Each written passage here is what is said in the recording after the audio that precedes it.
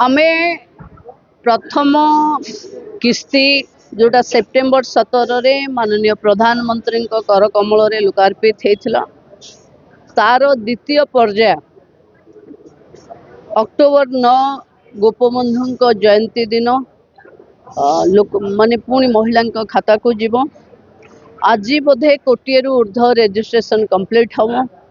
एवं आज जाए जहाँ खबर 32 लाख एमपीसीआई रो क्लीयरेंस अच्छी तेणु आज संध्या सुधा जहाते क्लीयरेंस हम समस्त खाता को सुभद्रा योजना सीधा सीधा 9 तारीख रे माननीय मुख्यमंत्री उपस्थित रही आपको लोकार्पित करेंगे। समान दिन स्वयं सहायिका गोष्ठी मान को जो ऋण छाड़ थाए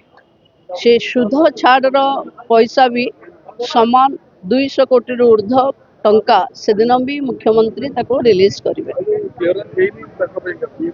देखो कोटिए ऊर्ध्व सबु हिताधिकारी को सुभद्रा दबु आमे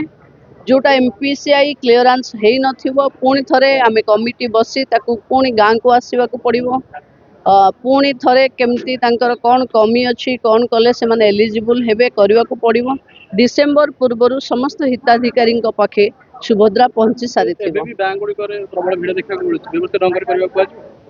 देखो आमे समस्त बैंक को भी अनुरोध करिछु जो माने हिताधिकारी तांको भी अनुरोध करुछु कि रही रही किरी कले कारण एमपीसीआई ता बैंक रे माने खाता देखिबा को जाउचंती